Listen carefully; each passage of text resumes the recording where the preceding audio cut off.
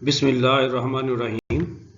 Chapter 5 individual differences, meaning और concept of individual differences. पहले तो हम ये समझते हैं कि इंडिविजुअल डिफरेंसेस होते क्या हैं ना। देखिए, हम सब एक दूसरे से मुख्तलिफ हैं और हम सब ग्रुप ऑफ इंडिविजुअल्स की बुनियाद पर भी एक दूसरे से मुख्तलिफ हैं। जैसे मिसाल के तौर पर हम क्लास में सब बैठे हुए हैं तो हम एक दूसरे के देखें कि हम क्लास में जितने भी लोग हैं हम एक दूसरे से मुख्तलिफ इस तरह से हैं कि हम अपना वजूद रखते हैं, अपनी पहचान रखते हैं, अपनी शनाख्त रखते हैं। ठीक है ना। बज़ाहिर देखने में हमारे जिस्म के जो स्ट्रक्चर है वो सबका एक जैसा है, फिर भी देखने में सब एक दूसरे से मुख्तलिफ लगते हैं। ये तो क्वांटिटेटिव वाइज तो हो सकता है कि फिर भी कुछ चीज़ें हमारी मिलती हों, लेकिन औसाफ वाइज हम बिल्कुल एक दूसरे से मुख्तलिफ हैं। तो हम इस चैप्टर में इंडिविजुअल डिफरेंसेस को और उसकी टाइप्स को समझने की कोशिश करते हैं। The concept of individual differences is fundamental in any progressive system of education. कि जो इंडिविजुअल डिफरेंसेस का जो कंसेप्ट है यह फंडामेंटल है in any progressive system of education. किसी भी प्रोग्रेसिव सिस्टम ऑफ एजुकेशन में इंडिविजुअल डिफरेंसेस का कंसेप्ट जो है वो बुनियादी कंसेप्ट है। It is a modern concept and has emerged into limelight and prominence only in a recent time। अच्छा, आपके पास लाइमलाइट क्या होता है कि आपके पास जिसमें पब्लिक अटेंशन हो हम ले रहे होते हैं, तो आपके पास ये एक मॉडर्न कंसेप्ट है and has emerged into limelight and prominence in a recent time. और आजकल इसका बहुत ज़्यादा चर्चा है और इसकी बहुत ज़्यादा अहमियत है। Mainly on account of the researcher in the field of educational psychology. ख़ासतौर पर जो साइकोलॉजी की फील्ड के लोग हैं या रिसर्चर हैं वो इसको बहुत ज़्यादा अहमियत दे रहे हैं। साइकोलॉजी में जो है इसके ऊपर बहुत ज़्यादा काम हुआ है और साइकोलॉजी ने मनवाया है बहुत सारे फैक्ट्स और दलाइल दे के कि वाकई ही इंडिविजुअल डिफरेंसेस पाए जाते हैं ह्यूमन के दरमियान। It has been proved beyond all doubt that two individuals are exactly similar. ठीक है ना। कहते हैं ये भी प्रूव्ड किया है, हो चुका है तमाम डाउट्स के बावजूद कि दो इक्वल्स एग्जैक्टली आपस में सिमिलर हो सकते हैं, लेकिन फिर जितने भी सिमिलर हों फिर भी उनमें जो है हम डिफरेंशिएशन कर सकते हैं। जैसे ट्विन्स होते हैं और कुछ ट्विन्स ऐसे होते हैं जो बिल्कुल होमोजीनियस टाइप होते हैं कि सेम एक जैसी शक्लों के मालिक होते हैं, एक जैसी आदत भी मिलती जुलती होती हैं, लेकिन फिर भी हम उनको किसी न किसी लेवल पे जाके एक दूसरे से मुख्तलिफ कर सकते हैं। Every individual is a new experiment in the hand of nature.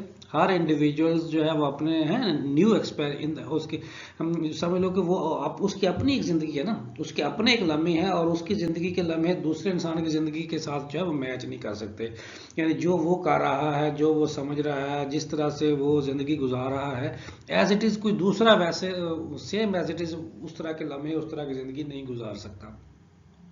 And though all human beings look like in their visible fundamental, अब जितने भी आपके पास हैं हम इंडिविजुअल्स हैं और देखने में बज़ाहिर बुनियादी तौर पर हम सब एक जैसे हैं, हमारी बॉडी एक जैसी है, हमारे अज़ा एक जैसे हैं, लेकिन फिर भी हम सब फिजिकली भी एक दूसरे से देखने में मुख्तलिफ लगते हैं, मेंटली भी हम एक दूसरे से मुख्तलिफ हैं और इमोशनली खसूसियात के हवाले से भी हम एक दूसरे से मुख्तलिफ हैं।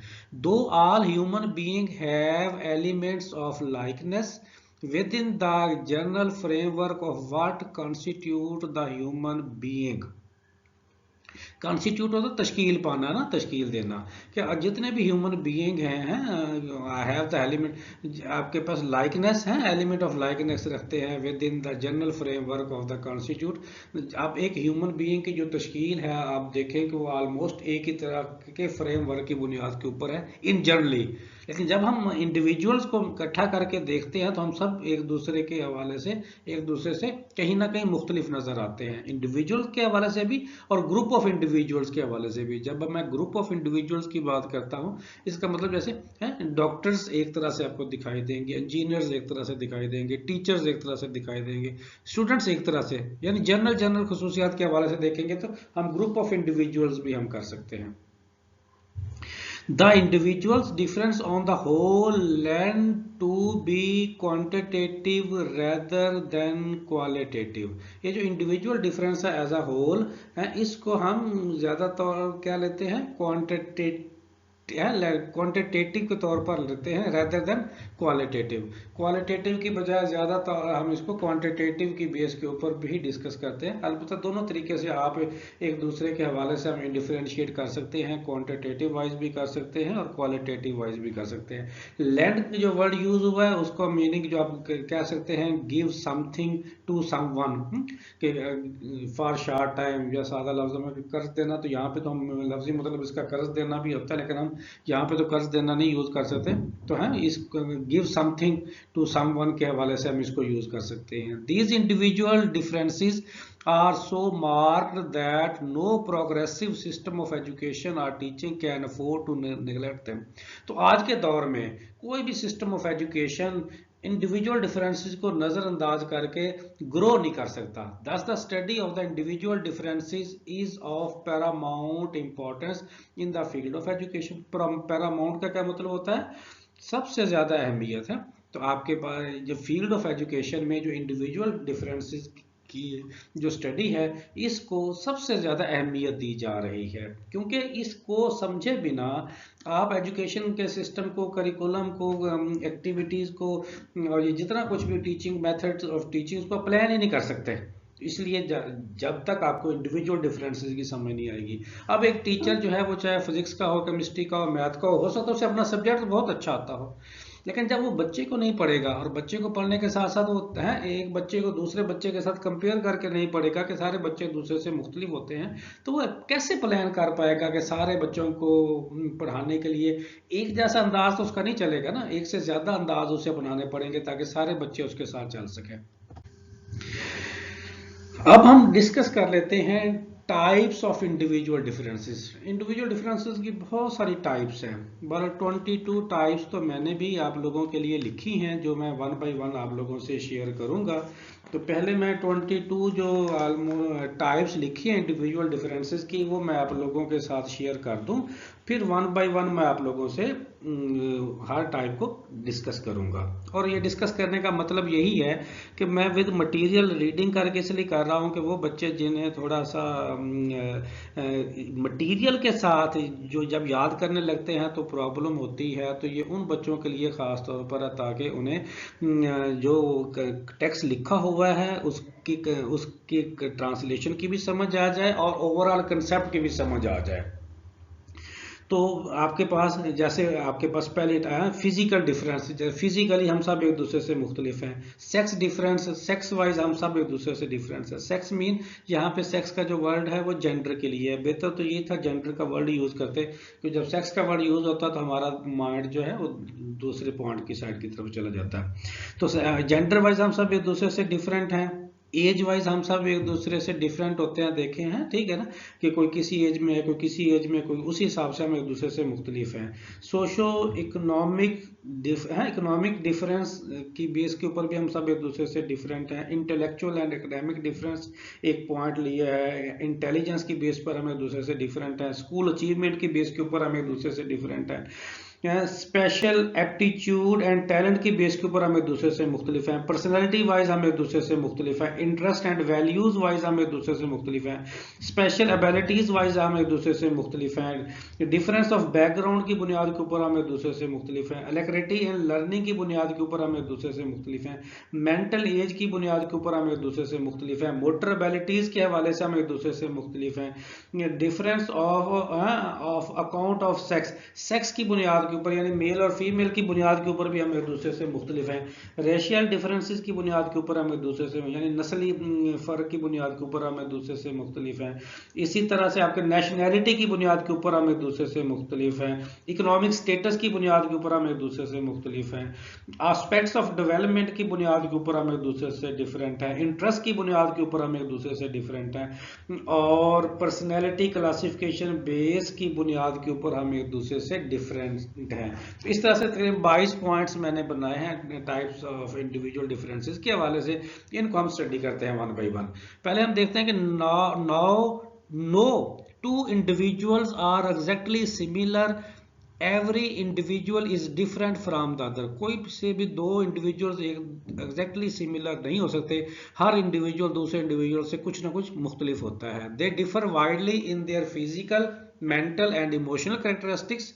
ये क्या कैसे कैसे मुख्तलिफ होते हैं दूसरे से, फिजिकल वाइज भी मुख्तलिफ हो सकते हैं, मेंटल वाइज भी मुख्तलिफ हो सकते हैं, और इमोशनल वाइज भी एक दूसरे से मुख्तलिफ हो सकते हैं। The concept of individual differences got attention by the introduction of psychology in the field of education. हम यही सब्जेक्ट एजुकेशनल साइकोलॉजी पढ़ रहे हैं ना, इसी के अंदर हम इंडिविजुअल डिफरेंसेस को समझने की कोशिश कर रहे हैं। Froebel and madam Montessori emphasise the fact of individual differences.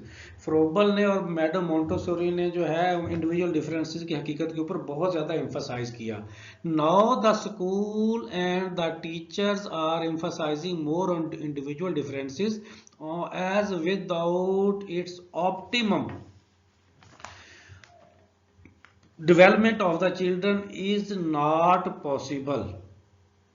आपके पास कहते हैं अब है द स्कूल, कोई भी स्कूल और जो टीचर, जितने भी स्कूल्स हैं और जो टीचर्स हैं वो इंडिविजुअल डिफरेंसेस के ऊपर बहुत ज़्यादा एम्फेसाइज कर रहे हैं as without it optimum development. और इसकी ज़्यादा से ज़्यादा, ऑप्टिमम का मतलब वो तो क्या होता है, ज़्यादा से ज़्यादा डेवलपमेंट ऑफ द चिल्ड्रन है इंडिविजुअल डिफरेंसेस की स्टडी के बगैर पॉसिबल नहीं है। तो क्या कहते हैं कि जितने भी अब जो स्कूल का ट्रेंड्स है, टीचर्स जो बच्चों को पढ़ाने जा रहे हैं वो इस बेस पे पढ़ाते हैं कि इंडिविजुअल डिफरेंसेस को ज़हन में रखते हुए बच्चों को टीच करते हैं। और अगर कोई ये समझता है कि मैं इस फ़र्क के बिना ही बच्चों को टीच कर लूँ और अच्छा टीच कर लूँ, ये कहते हैं पॉसिबल नहीं है। The areas of individual differences, जैसे मैंने सबसे पहले कहा कि हम फिजिकली एक दूसरे से डिफरेंट हैं, तो मैं थोड़ा थोड़ा इसको एक्सप्लेन करता जाता हूँ और बोलता जाता हूँ। Individual differences in physical size are prominent at the age of puberty. कि जब हम एज ऑफ पुबर्टी पे पहुंचते हैं तो हमारा जो फिजिकल साइज है उसके हवाले से हम एक दूसरे से वाज़ेह तौर पर मुख्तलिफ हो जाते हैं। पुबर्टी का मतलब क्या होता है, बलूगत, जिसे हम उर्दू में कहते हैं। और इसका मेन कंसेप्ट अगर आप समझें तो इसका मतलब ये होता है जब सेक्स ग्लैंड्स बिकम फंक्शनल। हमारी बॉडी में क्या होते हैं, सेक्स ग्लैंड्स होते हैं, जिससे सेक्सुअल फीलिंग्स इंसान के अंदर डेवलप होती हैं, जिससे इंसान जो है वो मैरिटल शादी की तरफ जाता है और अपनी फैमिली प्लान करता है। तो ये आपके पास ये 12 से 13 साल की उम्र में ये पुबर्टी वाली एज आ जाती है। तो इससे सेक्स ग्लैंड होते हैं बॉडी में, लेकिन इससे पहले एक्टिव नहीं होते। जब ये एक्टिव होते हैं तो उस वक्त एक लड़की अपनी एक मुकम्मल औरत वाली शेप में ढल जाती है और एक लड़का मुकम्मल मर्द वाली शेप के अंदर ढल जाता है। जैसे उसकी बॉडी शेप बन जाती है फीमेल की, और मेल की दाढ़ी मूछें और इस तरह की चीज़ें आ जाती हैं, आवाज़ बदल जाती है। तो ये पुबर्टी के अंदर आ जाता है। तो उम्मीद है पुबर्टी वर्ड की आपको समझ आ गई होगी। तो उस एज में जाके मुकम्मल बॉडी का जेंडर वाइज जो है एक दूसरे से हम वाज़ेह तौर पर फ़र्क है। फीमेल की शेप और तरह से नज़र आएगी आपको, मेल की शेप और तरह से नज़र आती है। At this age, some youngsters are nearly twice as tall and twice as heavy as other of the same age and sex. Sex mean gender wise, कि आप यहाँ पे देखें एक ही एज के लोग होंगे, कोई आपको टाल नज़र आएगा, कोई शॉर्ट नज़र आएगा, कोई हेल्दी नज़र आएगा, कोई स्मार्ट नज़र आएगा। तो एक ही एज में आपको डिफरेंट फिजिकली स्ट्रक्चर नज़र आएंगे, आपस में भी, मेल बॉयज यानी मेल में भी और फीमेल में भी और अपोजिट भी। Vast difference also exist in physical fitness. Physical fitness wise जो है सेम एज में बहुत ज़्यादा फ़र्क एक दूसरे के हवाले से नज़र आएगा। नेक्स्ट पॉइंट है सेक्स डिफरेंस। सेक्स में मेल और फीमेल का आपस में डिफरेंस। मेल क्या होते हैं, are taller, heavier and stronger than female. Female become mature earlier, female जल्दी, हम बज़ाहिर तो मेल ज़्यादा अपने आप को डोमिनेट करते हैं ना सोसाइटी के अंदर के, मेल डोमिनेट, लेकिन सेम एज में फीमेल मेल की निस्बत ज़्यादा मेच्योर होती हैं। Boys have more mechanical aptitude, boys जो हैं वो मैकेनिकल महारत ज़्यादा रखते हैं, जबकि गर्ल्स की जो ज़बान है वो ज़्यादा चलती है। ज़बान मतलब लैंग्वेज सुपीरियरिटी बॉयज़ की निस्बत, यानी स्पोकन ज़्यादा अच्छी होती है। वो तो जस्ट हल्का सा मजाक के लिए मैंने कहा, जबान यानी जो जबान के अदायगी है, बात करने का अंदाज है, स्पोकन है, वो फीमेल की ज़्यादा अच्छी होती है। इसी तरह बॉयज़ साइंस में, मैथ में, गेम्स की अचीवमेंट में और ब्रेन पावर में ज़्यादा आगे होते हैं एज कम्पेयर टू गर्ल्स। इसी बुनियाद के ऊपर टर्मन्स, एक साइकोलॉजिस्ट है, उसने 1000 गिफ्टेड चिल्ड्रन का सैंपल लिया और उसके ऊपर उसने डाटा इकट्ठा किया, तो उसने देखा कि जो गर्ल्स हैं वो बॉयज़ की निस्बत ज़्यादा इमोशनली होती हैं और सोशल इमोशनली भी और सोशली भी ज़्यादा मेच्योर होती हैं एज कम्पेयर टू बॉयज़। जबकि बॉयज़ जो है वो आपके पास है वो ज़्यादा क्वाइट होते हैं, आपके पास अच्छा सॉरी, यही फीमेल ज़्यादा क्वाइट भी होती हैं, डोसाइल, शाइस्ता, फ्रेंडली, सेंसिटिव और रिस्पॉन्सिव होती हैं। एज डिफरेंस, एज वाइज भी हम सब एक दूसरे से मुख्तलिफ हैं। हर 10 साल के बाद हमें बहुत ज़्यादा तब्दीली आती है। 10 साल जो पहले जो हमारी सोच होती है, नेक्स्ट 10 यानी 1 से 10 साल की उम्र वाला बच्चा 11 से 20 साल की उम्र वाले बच्चे से बिल्कुल डिफरेंट सोचता है। 11 से 20 की उम्र वाले बच्चे से 21 से 30 की उम्र वाले बच्चे की टोटल आदात, काम काज, ये वो मामलात डिफरेंट होते हैं। तो हम एज वाइज भी एक दूसरे से डिफरेंट हैं। Physical height increase in early age but gradually decrease in the later teen age. शुरू में फिजिकल हाइट कहते हैं बड़ी तेजी से बढ़ती है एज के हिसाब से, लेकिन बाद में टीन एज में जो है वो आहिस्ता आहिस्ता ग्रो करती है, यानी स्लो हो जाती है। इसी तरह उस लेट एज में जाके वेट बड़ी जल्दी जो है वो बढ़ता है, शुरू में इतना नहीं बढ़ता। Physical competence decline with age, जैसे जैसे फिर एज बढ़ती जाती है, फिर हमारी जो फिजिकल कॉम्पिटेंसीज हैं, जो पहले हमारी महारतें ज़्यादा बेहतर होती हैं, वो भी फिर आहिस्ता आहिस्ता कम होने लग जाती हैं। Muscular strength is maximum eight maturity and decrease in the old age.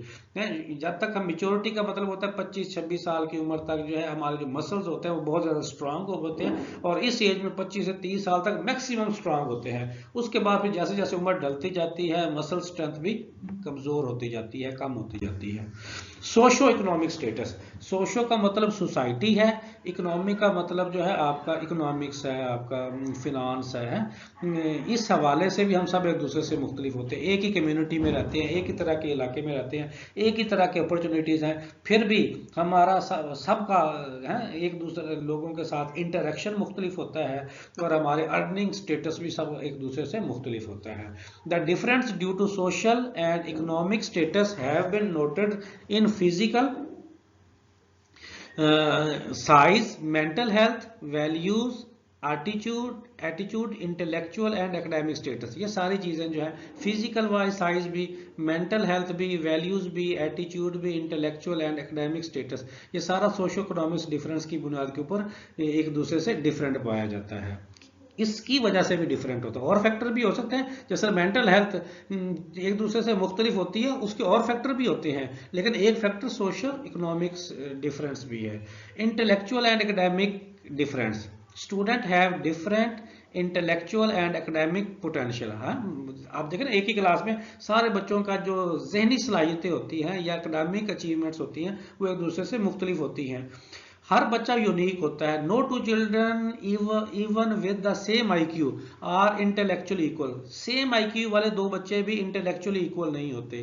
The achievement or marks of the students with same IQ will be different. Same IQ वाले बच्चों के मार्क्स एक दूसरे से डिफरेंट हो सकते हैं। इसी तरह इंटेलिजेंस है, इंटेलिजेंट वाइज भी जो है हम एक दूसरे से मुख्तलिफ हैं, कुछ स्लो लर्नर हैं, कुछ एवरेज हैं, कुछ ज़हीन है, कुछ फतीन है, कुछ स्पेशल या गिफ्टेड चिल्ड्रंस हैं। Intelligence is an important area in which individual differs. Different scholars have defined intelligence in their own style. मुख्तलिफ स्कॉलर्स ने इंटेलिजेंस के अपने अपने हवाले से डेफिनेशन की है। कुछ ने इंडिविजुअल्स के हवाले से इंटेलिजेंस को बताया, कुछ ने ग्रुप के हवाले से बताया। बाल बीनेट का फार्मूला बड़ा मशहूर हुआ, अल्बर्ट बीनेट का, उसने IQ लेवल का बताया, जिसमें उसने फार्मूला बताया आपके वैशनर के साथ मिलके कि IQ is equal to mental age over chronical age multiply by 100, और उसके बेस के ऊपर 40 to 50, 50 to 60, 60 to 70, 70 to 80, 80 to 90, 90 to 100, 100 to 110, 110 to 120, 120 to 130 और 140 तक। इस तरह 40 to 140 के दरमियान उसमें IQ की डिफरेंट रेंज बताई। जो 40 में जैसे डफर और इडियट बच्चे आ गए, या स्लो लर्नर आ गए, और 140 में फतीन बच्चे आ जाते हैं, और बाकी सारे बच्चे उसके दरमियान आते हैं। फैकल्टीज का मतलब ये होता है कि आपके पास मेंटल और फिजिकल आपके पास जो है पावर्स के वाइज जो है हम बच्चे एक दूसरे के हवाले से मुख्तलिफ होते हैं। स्कूल अचीवमेंट, हाँ स्कूल अचीवमेंट देखें, सारे बच्चे स्कूल में पढ़ते हैं, और जब रिजल्ट आता है तो रिजल्ट में देखें सबकी परसेंटेज एक दूसरे से मुख्तलिफ होती है। The second important area in which individual differ in school achievement in our country, the only proof of individual differences in school achievement is obtained from the public examination. कि हम कैसे डिफरेंट करते हैं, हमारे पास क्या तरीकाकार है जिससे हमें पता करें चले कि हम सब एक दूसरे से डिफरेंट हैं, तो वो हमारा एग्जामिनेशन सिस्टम है। और एग्जामिनेशन सिस्टम के जरिए हमें पता चल जाता है कि हम सब एक दूसरे से मुख्तलिफ हैं। हमारे मार्क्स जो हमारा रिजल्ट आता है, when result of various public examination made known we are told that some have passed with distinction. कुछ बहुत अच्छे नंबरों में पास होते हैं, जबकि कुछ फर्स्ट क्लास यानी 60% मार्क्स में पास हो रहे हैं, कुछ इससे अबव हो रहे हैं, दूसरे सेकंड क्लास में पास हो रहे हैं, यानी 50% टू 60% में आ रहे हैं, और बहुत ज़्यादा एक तादाद जो है वो फेल भी हो रही है। इसी तरह जो आपके पास है special aptitude and talent. Special aptitude and talent की बुनियाद के ऊपर भी हम एक दूसरे से मुख्तलिफ हैं। यानी स्पेशल एप्टीट्यूड का मतलब खुसूसी महारत, महारत का मतलब या अहलियत, अहलियत का मतलब होता है कि मुस्तकबिल के हिसाब से आपकी लाइफ क्या है ना, आपकी क्या स्किल है, आप क्या करेंगे, क्या रहेंगे, तो वो एप्टीट्यूड के मीनिंग में आता है। बहरहाल एप्टीट्यूड का वैसे तो मतलब अहलियत ही होता है। तो हम स्पेशल एप्टीट्यूड और टैलेंट वाइज भी एक दूसरे से मुख्तलिफ है। Individual differ in their special aptitude and talent, different person have different proportion of social, मुख्तलिफ लोगों में मुख्तलिफ प्रोपोर्शन होती हैं सोशल स्किल्स के हवाले से, mastery of subject matter and the way of presentation to be successful. जैसे आप सबको कहा जाए चलो भी आप अपने टॉपिक की प्रेजेंटेशन दें, एक ही टॉपिक की जब प्रेजेंटेशन देंगे हर किसी का अंदाज जो मुख्तलिफ होगा। In the area of teaching है, इसी तरह से जैसे टीच करने का हर किसी का अंदाज मुख्तलिफ होता है। द इम्पोर्टेंट क्लास, जैसे हम आप लोगों को पढ़ा रहे हैं तो हम सब का अंदाज आपको पढ़ाने का जो है मुख्तलिफ होगा, चाहे टॉपिक सेम भी होगा तब भी हम सब एक दूसरे से मुख्तलिफ पढ़ाएंगे। The important classes of ability which are usually used for prediction purpose. तो वो कौन कौन सी क्लासेस हैं एबिलिटी के हवाले से जिसके हम प्रिडिक्ट कर सकते हैं इस पर्पज के हवाले से। मेंटल आपके पास वाइज भी अहलियत हम एक दूसरे से मुख्तलिफ है। मैकेनिकल और रिलेटेड एबिलिटीज वाइज भी हमारी अहलियत एक दूसरे से मुख्तलिफ है। साइकोमोटर है, मोटर का मतलब होता है हरकत है, साइकोलॉजी आपके साइकोमोटर एबिलिटीज वाइज भी हम दूसरे से मुख्तलिफ। विजुअल स्किल वाइज भी हम एक दूसरे से मुख्तलिफ हैं। सम स्पेशल एप्टीट्यूड्स है, कुछ है स्पेशल एप्टीट्यूड, कुछ अहलियत है जैसे रीडिंग है, राइटिंग है, आपके वोकेबलरी है, कंप्रीहेंशन है। कंप्रीहेंशन क्या होता है, फहम होना है, ability to understand. Sometime word इस तरह के जैसे हमारे रूटीन में इस्तेमाल होते हैं लेकिन समटाइम उन्हें एक्सप्लेन करना नहीं आता, जैसे कंप्रीहेंशन है। तो कंप्रीहेंशन क्या है, एबिलिटी टू अंडरस्टैंड की सलाहियत एक दूसरे की मुख्तलिफ है। परसेप्चुअल स्पीड, परसेप्चुअल है आपके पास वही आपके पास अंडरस्टैंड की रफ्तार के बाद जो जैसे आप लोगों को मैं लेक्चर पढ़ा रहा हूँ तो आप लोगों को समझ तो आ रही है लेकिन किसी को कम आ रही है, किसी को ज्यादा आ रही है, या किसी को जल्दी आ रही है और किसी को थोड़ा लेट आ रही है, किसी को कोई फौरन पिक नहीं कर रहा, कोई उस मेरी बात को दोबारा सुनता है तब उसे समझ आती है। तो हर किसी का समझने का अंदाज भी जो है या रफ्तार भी है वो भी एक दूसरे से मुख्तलिफ है। पर्सनैलिटी, पर्सनैलिटी वाइज भी हम सब एक दूसरे से मुख्तलिफ हैं, ठीक है ना। आपके पास देखें individual differ in their personality, personality is an elusive term. Elusive का मतलब होता है मुबहम है, आपके पास डिफिकल्ट टू फाइंड, जिसको फाइंड करना मुश्किल हो, यानी पर्सनालिटी को फाइंड करना बड़ा मुश्किल है, इतना आसान नहीं है। Different scholars attempted to specify personality difference by classify people into various category. तो इसलिए पर्सनैलिटी के बारे में बहुत सारे जो है वो साइकोलॉजिस्ट ने क्लासिफिकेशंस की हुई हैं, जिनमें मशहूर जो आपके पास गलीन है, स्प्रिंगर है, क्रिचमर है, शेल्डन है, और सिर्फ आपके पास चंद एक स्कॉलर्स ने जो है have classified people on the basis of, किस बेस के ऊपर क्लासीफाई किया हुआ है, body basis of body, humours की बेस के ऊपर, आपके पास टाइप्स के ऊपर, बॉडी बिल्डअप के ऊपर, और इस तरह से और भी फॉर्म्स जो है वो बताई हुई हैं।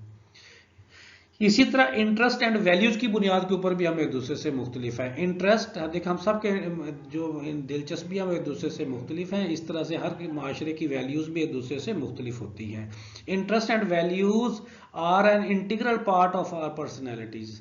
इंटीग्रल का मतलब होता है लाजमी जुज़ होना। The area of interest is special significance for vocational psychologist और एजुकेशनल काउंसलर। तो आपके पास ये जो एरिया ऑफ इंटरेस्ट है साहब, ये बहुत ज़्यादा अहमियत रखता है। जो भी एक्सपर्ट्स लोग होते हैं ना, चाहे वो एजुकेशनल काउंसलर हों या साइकोलॉजिस्ट हों या वोकेशनल साइकोलॉजिस्ट, यानी जो समझते हैं प्रोफेशनल लोगों को, जो लोग काम काज करते हैं। It is a knowledge of interest possessed by an individual which can help expert to guide him properly. Individuals do differ in what they value more or less. हम इंडिविजुअल वाइज जो हैं हम सब एक दूसरे से मुख्तलिफ हैं। किसी में आपके पास एक ही तरह के इंटरेस्ट में कुछ ज़्यादा अच्छा होता है, कोई कम अच्छा होता है। वैल्यूज़ वाइज भी कुछ वैल्यूज़ में ज़्यादा अच्छा और ज़्यादा अवेयर्ड होता है और कुछ कम अवेयर्ड होता है। तो एक ही तरह के इंटरेस्ट और वैल्यूज़ में भी एक दूसरे से हम मुख्तलिफ होते हैं, और मुख्तलिफ इंटरेस्ट और मुख्तलिफ वैल्यूज़ के हवाले से भी हम एक दूसरे से मुख्तलिफ होते हैं। This is the reason why the teaching of values is perceiving increasing attention in school. इसी की बुनियाद के ऊपर जो है हमें स्कूल अट्रैक्ट करते हैं ना, स्कूल में फिर प्रॉपर ट्रेनिंग दी जाती है, दिखाया जाता है, बताया जाता है, ताकि कम से कम जिस सोसाइटी में रहते हैं उसके हवाले से जो ज़रूरी चीज़ें उसमें इंटरेस्ट और उनकी वैल्यूज़ के बारे में अवेयरनेस रहे। The area of values mentioned in 1951 revise version of the text are. तो जो वैल्यूज़ के बारे में 1951 में जो डिटेल बताई गई है वो चंद एक पॉइंट्स है वो आपके साथ हम शेयर कर लेते हैं। थ्योरेटिकल और scientific interest is in discovering truth. क्या आपके पास कुछ लोग थ्योरेटिकली इंटरेस्ट लेते हैं सच्चाई को तलाश करने के हवाले से, कुछ साइंटिफिक बुनियादों के ऊपर जो है वो दिलचस्पी रखते हैं। आपकी जैसे कुछ सोशल साइंसेज के लोग हैं, कुछ बेसिक साइंसेज के लोग हैं। इसी तरह से आपके पास इकोनॉमिक और utilitarian interest in practical things which have utility. आपके पास इकोनॉमिक के मीनिंग में ले लें या यूटिलिटेरियन के मीनिंग में ले लें। यूटिलिटेरियन का मतलब क्या होता है? Required to count interest equal, कि जिसमें हम सबका ऐसा इस तरह के लोग जो सबका एक जैसा ख्याल रख रहे हो, दिलचस्पी के हवाले से सबको एक जैसा वेटेज दे रहे हो, एक जैसी अहमियत दे रहे हो। इस तरह एस्थेटिक और एस्थेटिक या artistic interest in beauty. Aesthetic का मतलब ये होता है ब्यूटी के मीनिंग में एस्थेटिक। कुछ लोग ब्यूटी कॉन्शियस होते हैं। ब्यूटी का मतलब ह्यूमन ब्यूटी भी हो सकती है, आपके पास जो है नेचर ब्यूटी भी हो सकती है। अब ना आप हर किसी का ब्यूटी का अपना अपना कंसेप्ट है। हम में से कुछ लोग ह्यूमन ब्यूटी से फैसिनेट होते हैं, कुछ नेचर ब्यूटी से, कुछ प्रेजेंटेशन ब्यूटी से फैसिनेट होते हैं, कुछ एनिमल ब्यूटी को पसंद करते हैं, कुछ प्लांट ब्यूटी को पसंद करते हैं, कुछ इन्वायरमेंट नेचुरल इन्वायरमेंट को पसंद करते हैं, कुछ आर्टिफिशियल इन्वायरमेंट को पसंद करते हैं। तो इस तरह से जो है हम सब एक दूसरे से मुख्तलिफ हैं। Social or humanitarian interest in helping other. तो सोशल का ह्यूमैनिटेरियन ह्यूमन से है कि कुछ लोग सोशल वर्क बहुत अच्छा करते हैं, लोगों की हेल्प करना, उनके साथ है। इस मामले में ज़्यादा लोगों को तो मौत पड़ती है ना किसी की हेल्प करके, ये सबसे मुश्किल काम है। और ये लोग बड़े कीमती होते हैं जो दूसरों की हेल्प करने के लिए जो है वॉलंटरी तौर पर अपनी खिदमत सर अंजाम देते हैं। अच्छा, पॉलिटिकल और पावर सीकिंग है। कुछ पर्सनालिटीज पॉलिटिकली होती हैं। पॉलिटिकल पर्सनालिटी वो होती है जिन्हें पावर का बड़ा शौक होता है ना। हम तो क्या, हमारे यहाँ तो कहते हैं ना, खादमे आला और फलां और अवाम का फलां, हम अवाम की खिदमत करने के लिए आते हैं। एक्चुअली पॉलिटिशियन वही होता है, नेचुरली पॉलिटिशियन जिसे पावर का शौक हो, पावर इस्तेमाल कर। इसी तरह कुछ लोग मजहबी होते हैं वो इसलिए इसी बुनियादी बाकियों से मुख्तलिफ होते हैं। जिन्हें स्पिरिचुअल इंटरेस्ट होता है, सुपर नेचुरल था, यानी सुपर नेचुरल, जैसे अल्लाह, बीइंग का मुस्लिम हम अल्लाह ताला की ज़ात को सुपर नेचुरल समझते हैं और सुप्रीम पावर समझते हैं, और उसके नीचे उनकी बताए हुए अहकामात को जो है अमल करना और करवाना, उसकी प्रेजेंटेशन देना। जो साफ जो मजहबी इंसान होगा वो अपना जेस्चर लुक जो है वो मज़हब के ज़्यादा नज़दीक वाली पेश करेगा। इसी तरह से आपके पास जो है स्पेशल एबिलिटीज, स्पेशल खास, स्पेशल एबिलिटीज का मतलब हम सब ही खास हैं अपने किसी ना किसी एरिया के हवाले से, दूसरों के हवाले से। During the junior and senior high school as well as the college stage the individual differences in respect of special abilities.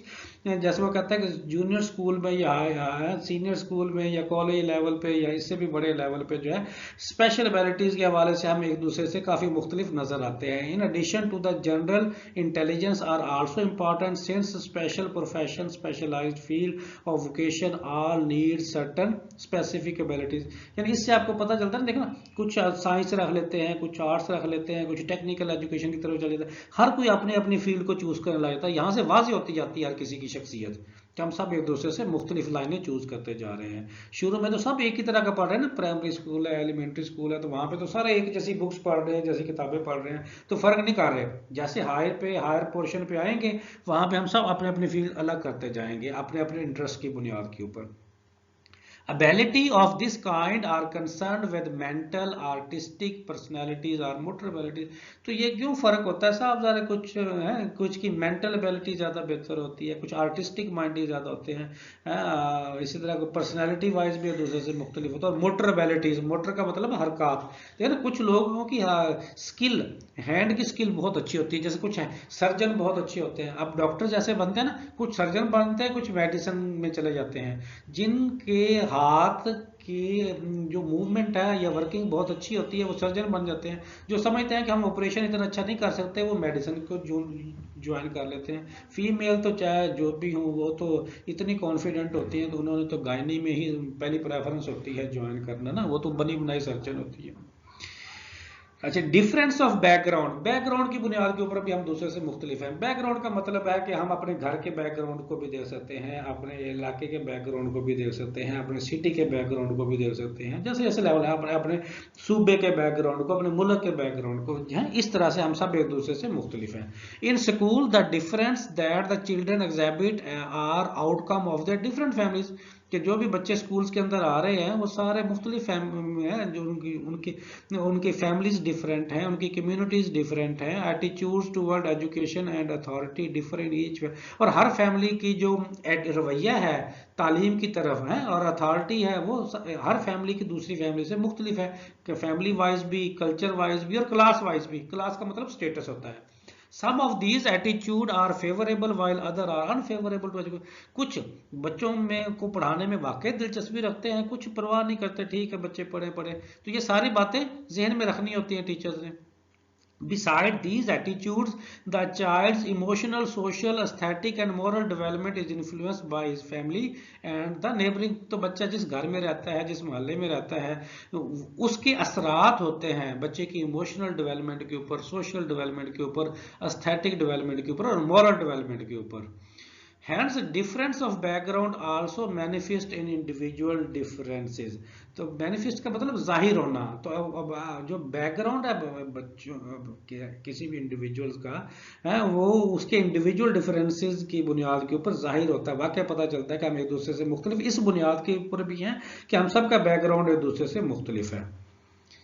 Next point है जी आपके पास अलैक्रिटी इन लर्निंग। अलैक्रिटी इन लर्निंग का मतलब होता है अलैक्रिट शौक, शौक है जो खुशी, हैप्पीनेस के साथ, शौक के साथ। डिफरेंस इन क्विकनेस और alacrity in learning is visible not only in children of different age, also among children in the same age group.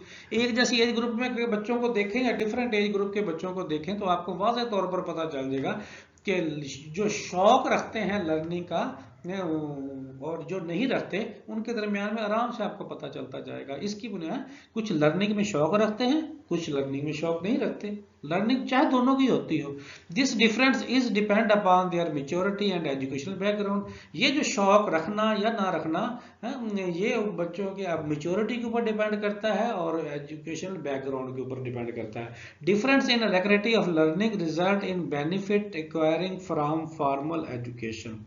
तो आपके पास ये जो आपका डिफरेंस है रेगुलेटरी ऑफ लर्निंग के हवाले से, ये किसका नतीजा है? आपके पास राइज है फॉर्मल एजुकेशन को ज्यादा बेहतर करने के ये बेनिफिट्स है। एक्वायरिंग का मतलब ऐसा तो जमा करना है, राइज करने के मीनिंग में आता है। Mental age, children of different age है, difference ages as well as the children of the same age shows difference in their respective हम मेंटल एज वाइज भी एक दूसरे से मुख्तलिफ हैं, चाहे सेम एज ग्रुप के लोग हों या डिफरेंट एज ग्रुप के लोग हों। तो वो तो हमने एज में पढ़ लिया था ना, वो एज की वजह से मुख्तलिफ है। मेंटल एज के हिसाब से भी जो है मैंने आपको बताया था ना, जरूरी नहीं है कि जो हमारी क्रॉनिकल एज हो वही हमारी मेंटल एज हो। बाद का हम अपनी एज के साथ साथ चल रहे होते हैं, बाद का हमारी मेंटल एज हमारी क्रॉनिकल एज से भी आगे होती है, हम ज्यादा फतीन होते हैं, और बाद का हमारी एज हमारी क्रॉनिकल एज से भी पीछे होती है, हम स्लो लर्नर होते हैं। Generally speaking, all students studying in the same class according to their mental age, बज़ाहिर तो जो एक क्लास होती है ना, बाद का तो 3-4 साल के जो वेरिएशन के साथ एक क्लास बनाई जाती है। ये नहीं कि अगर आपकी एक क्लास जो है जैसे 1 में, या मिसाल के तौर पर 8 साल का बच्चा जो है वो आपके पास 5वीं क्लास में बैठा हुआ है, तो इसका मतलब नहीं कि सारे 8 के ही होंगे। वो आपके पास 7 से 10 साल के दरमियान के बच्चे जो हैं वो आपके पास, या 11 साल की उम्र के बच्चे जो 5वीं क्लास में बैठे हुए हैं, इसका मतलब उन सब के 3-4 साल के जो क्रॉनिकल एज का जो फर्क है उसकी बेस के ऊपर जो है उनकी मेंटल एज ऑलमोस्ट एक दूसरे से मिलती जुलती है। Mental age and education are intimately related, intimately लाजमी होती है ना आपके पास, जिन्होंने साथ साथ चलना होता है। तो मेंटल एज और एजुकेशन एक दूसरे के साथ है इंटीमेटली, बहुत क्लोजली रिलेटेड है। वैसे तो इंटीमेट का मतलब होता है वो पर्सनल रिलेशन के हवाले से जो है इंटीमेट रिलेशन होते हैं, जैसे पार्टनर हो गए हैं, कपल हो गए जैसे हस्बैंड एंड वाइफ है उसके लिए। लेकिन यहाँ पे वो आपके पास इंटीमेट का मतलब होता है साथ साथ चलता है, लाजमी होता है। The child's level of education is determined according to his mental age. जो चाइल्ड लेवल ऑफ एजुकेशन है उसको उसके मेंटल एज के मुताबिक लेके चलते हैं ना। हम देखते हैं कि जो बच्चा अपनी एज के साथ साथ मेंटल एज की रिक्वायरमेंट भी पूरे करता है तो उस क्लास में उसी बच्चे को चलाया जाता है। मोटर एबिलिटीज, मोटर एबिलिटीज का क्या मतलब है कि मोटर आपके पास यानी मूवमेंट, मोटर मीन मूवमेंट, वो आपके पास फाइन मूवमेंट भी हो सकती है और ग्रास मूवमेंट भी हो सकती है, यानी थोड़ी थोड़ी मूवमेंट भी हो सकती है और बड़ी बड़ी मूवमेंट भी हो सकती है। उसकी बुनियाद के ऊपर भी हम सब एक दूसरे से मुख्तलिफ होते हैं। The individuals movement of the hand and feet and other physical, ये चाल ढाल भी देखें ना उसमें भी हम दूसरे से मुख्तलिफ हैं। Physical abilities are seen to be very individual to individual as they do not resemble another to any great extent, यानी बहुत हद तक आप सब एक दूसरे को देखें तो हम इवन के एक जैसे जिसामत रखते हैं, फिर भी हम चाल ढाल में एक दूसरे से मुख्तलिफ लग रहे होते हैं। समटाइम हम थोड़ा सा कहीं से वो थोड़ा सा खा जाते हैं, धोखा सा है जिसे पंजाबी में भुलेखा सा कहते हैं, कि बाद बार हमें लगता है कि हाँ ये तो वो उस तरह की चाल है, उस तरह की इसकी स्किल है, तो वो रिजेंबलेंस उस तरह से तो कर सकते हैं लेकिन टोटल वैसा नहीं होते हम। Till the individual attain adulthood his manual dexterity, manual dexterity क्या होता है? Ability to use hand in a skilful, यानी आपके पास मैनुअल डेक्सटेरिटी आपके पास टर्म है कि आपके स्किलफुल तरीके से अपने हाथ की एबिलिटी को यूज करना किसी भी काम के हवाले से, यानी हैंड, और जैसे एक सर्जन जो है वो अपने ऑपरेशन करने में बड़ा एक्सपर्ट माना जाता है, ये मैनुअल डेक्सटेरिटी है, उसकी एबिलिटी है, उसके हाथ की स्किल है।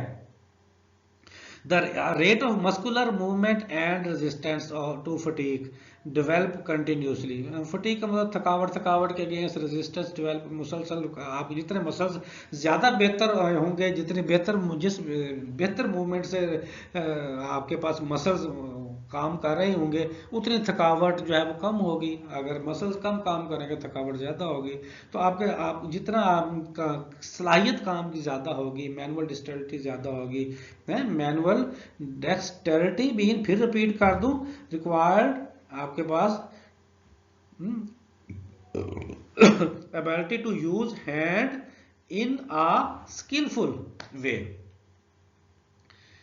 In this manner, the individual in different age group manifest considerably different in manual dexterity. तो हम डिफरेंट हैं, हम एक दूसरे से मुख्तलिफ हैं एक एज ग्रुप में भी और डिफरेंट एज ग्रुप में भी हम मैनिफेस्ट जाहिर होते हैं considerably different in manual dexterity. Manual dexterity के हवाले से हम सब एक दूसरे से मुख्तलिफ हैं।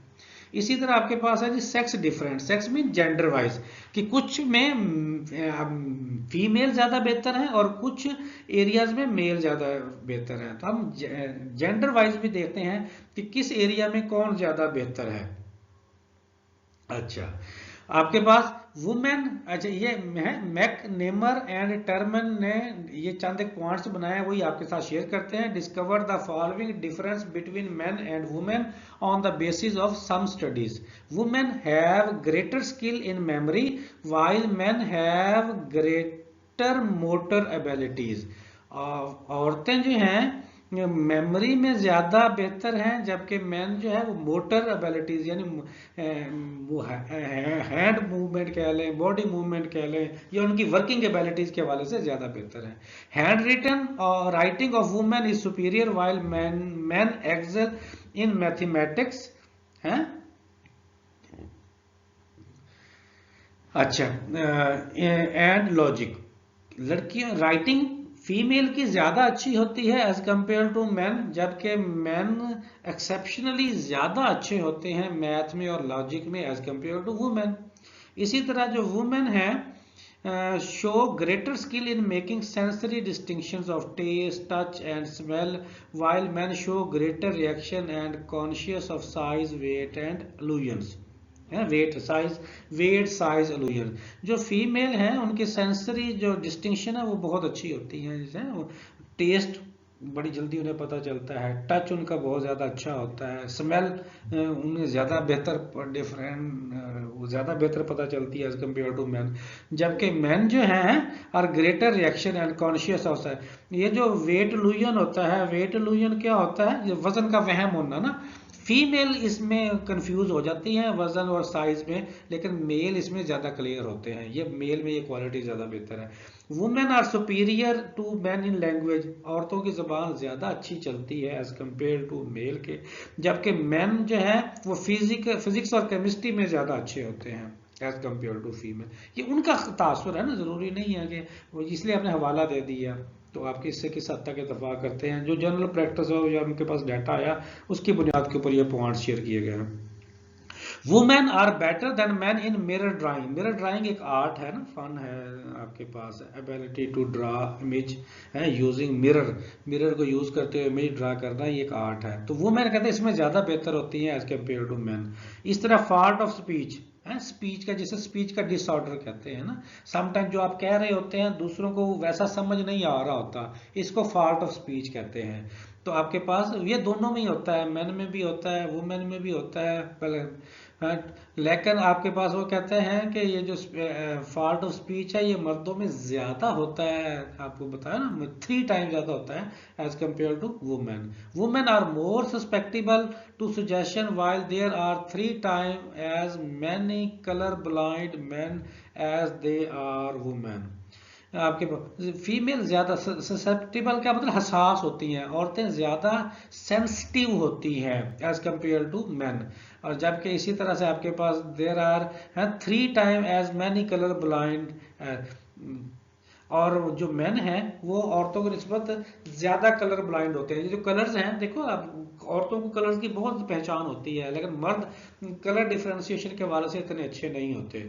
इसी तरह आपके पास रेशियल डिफरेंसेस, नस्ली तौर पर भी हम एक दूसरे से मुख्तलिफ हैं। जैसे अफ्रीकन हो गए, एशियन हो गए, यूरोपियन हो गए, मंगोलियन हो गए, अमेरिकन हो गए, इंडियन हो गए, हैं आपके पास चाइनीज आपके पास हो गए। तो आपके पास हम सब एक दूसरे से नस्ली तौर पर भी मुख्तलिफ है। ये बड़े मुल्कों के हिसाब से भी नस्लें होगी और आपके इलाकों के हिसाब से भी बहुत सारी नस्लें हैं, कास्ट के हिसाब से, इस तरह से भी हम एक दूसरे से मुख्तलिफ हैं। और हम कहते हैं ना, ये राई है तो इसकी इस तरह से अदात है, ये मलक है इसकी इस तरह अदात है, ये जट है इनकी इस तरह की अदात है। तो कास्ट वाइज भी हम एक दूसरे के बारे में बात करते हैं। There are different kind of racial differences. Differences of environment is a normal factor in causing these differences. और ये इसकी मेन काज क्या है रेशियल की? ये इन्वायरमेंट का फैक्टर जो है इनके ऊपर असरअंदाज होता है। Carl Brigham has composed a list on the basis of differences in level of intelligence among people who have migrated to United States from other countries। तो उसने एक एक्सपेरिमेंट किया कि वो लोग जो माइग्रेट करके आए हैं दूसरे कंट्री से यूनाइटेड स्टेट में, on the basis of these average differences between the races, the mental age of a particular individual cannot be calculated since the difference is based on environment। कहता उस वक्त तक उनके ऊपर जब उसने एक्सपेरिमेंट किया और डाटा लेना चाहा किसकी बेस के ऊपर, इंडिविजुअल डिफरेंसेस की बेस के ऊपर और मेंटल एज के ऊपर, तो उस वक्त तक उसमें कामयाब नहीं हुआ जब तक उसने एनवायरनमेंट को उसके अंदर शामिल नहीं किया। Difference due to nationality, nationality wise भी हम सब एक दूसरे से मुख्तलिफ होते हैं। आपको देखा ना, जो चाइनीज होते हैं अफ्रीका वो फीने शीने होते हैं, हम एशियन जो है वो सांवले होते हैं, यूरोपियन गोरे होते हैं, कुछ कौम जर्मन टॉल होते हैं, हम एशियन जो है वो इतने ज़्यादा टॉल नहीं होते। तो इस तरह से हम सब नेशनैलिटी वाइज भी एक दूसरे से मुख्तलिफ है, वो इन्वायरमेंट के फैक्टर की बेस के ऊपर ना।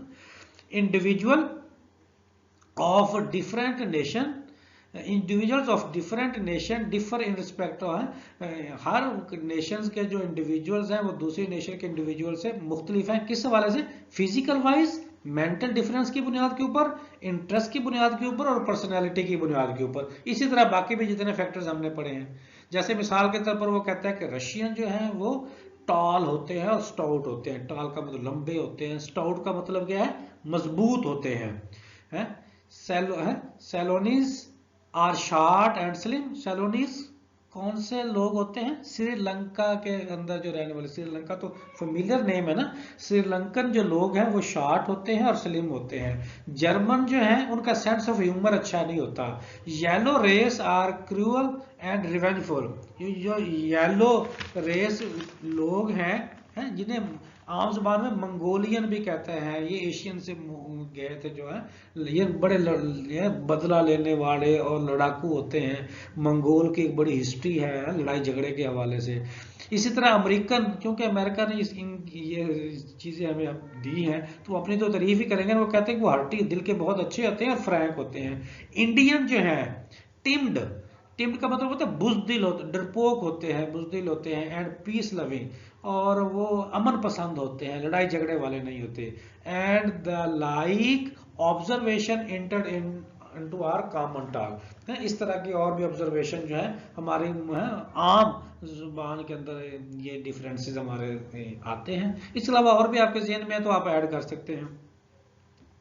इसी तरह difference due to economic status, हमने इसको थोड़ा सा पीछे भी पढ़ा सोशो इकोनॉमी के साथ है या इंडिविजुअल इकोनॉमी के साथ आया हुआ है कि आपके हैं जिस तरह का इकोनॉमिक स्टेटस होता है उसके हवाले से इंटरेस्ट भी होते हैं। तो देखो इंडस्ट्रियलिस्ट जो लोग होते हैं वो अपने बच्चों को जॉबियन नहीं बनाना चाहते, वो बिजनेस मैन ही बनाना चाहते हैं, जैसे पाकिस्तान में लम्स है। और इंडस्ट्रियलिस्ट ने अपना अदारा बना लिया कि उनको जिस तरह के लोग चाहिए उसी तरह की एजुकेशन देंगे और बच्चों को तैयार करेंगे, और मोस्टली उन्हीं के बच्चे वहाँ पढ़ते हैं जिनके अपने बिजनेस होते हैं। Difference in children interest tendencies and character are caused by economic difference. Difference in respect of development, development wise भी हम एक दूसरे से डिफरेंट होते हैं। डिफरेंस इन द डेवलपमेंट के बारे में मैंने बताया हुआ है कि जैसे हम फंक्शनल वाइज जैसे जैसे हम बाई एज हम ग्रो करते जाते हैं, बेहतर होते जाते हैं, उसे डेवलपमेंट कहते हैं। Is an evidence not only in individual of different age group but also between individual of the same group. Same age group के हवाले से भी डेवलपमेंट मुख्तलिफ होती है और डिफरेंट एज के वाइज भी हम डेवलपमेंट एक दूसरे से मुख्तलिफ होती है, और इस बेस पे हम इंडिविजुअल डिफरेंसेस जो है उसको समझ सकते हैं, जान सकते हैं कि हम डेवलपमेंट वाइज भी एक दूसरे से मुख्तलिफ होते हैं। डिफरेंस इन इंटरेस्ट, इंटरेस्ट वाइज भी हम एक दूसरे से, यानी सेक्स वाइज का मतलब क्या है कि मेल के इंटरेस्ट और तरह के होते हैं, फीमेल के और तरह के होते हैं, जिस तरह का फैमिली बैकग्राउंड होता है उस तरह के इंटरेस्ट भी मुख्तलिफ होते हैं। लेवल ऑफ डेवलपमेंट के हवाले से भी एक दूसरे इंटरेस्ट मुख्तलिफ होते हैं। डिफरेंस ऑफ रेस, रेस की नस्ल की बुनियाद के ऊपर भी इंटरेस्ट एक दूसरे से मुख्तलिफ होते हैं। नेशनैलिटी की बुनियाद के ऊपर भी है काज डिफरेंस इन इंटरेस्ट होते हैं। पर्सनैलिटी क्लासिफिकेशन, पर्सनैलिटी के बारे में पीछे हमने पॉइंट तो पढ़ा। अब personality classification based on different, कुछ क्लासिफिकेशंस की गई हैं पर्सनैलिटी की बुनियाद के ऊपर ना, इंडिविजुअल डिफरेंसेस को देखते हुए। वो जो मेन नाम है, मशहूर नाम है, उनको हम देखते हैं कि उन्होंने कैसे क्लासीफाई किया, और हर एक एक करके पढ़ते हैं। There are difference in respect of personality, on the basis of difference in personality individuals have been classified into many groups. Springer, for example, has classified personalities into 6 type। Theoretical, जो आपके पास जो थ्योरेटिकल कंसेप्ट को बहुत अच्छा understand करते हैं वो theoretical. Economic, जो माशियत है, माशियात को बेहतर समझते हैं। एस्थेटिक, जो ब्यूटी को पसंद करते हैं। सोशल, जो दूसरों की मदद करते हैं। पॉलिटिकल, जो पावर को पसंद करते हैं। रिलीजियस, जो सुपर नेचुरल चीज़ों के ऊपर बिलीव करते हैं। देखो इस तरह से उसने पर्सनैलिटीज को डिवाइड किया। इतने बेस, यार 1 2 3 4 5 6 ग्रुप ऑफ इंडिविजुअल्स ने बनाए।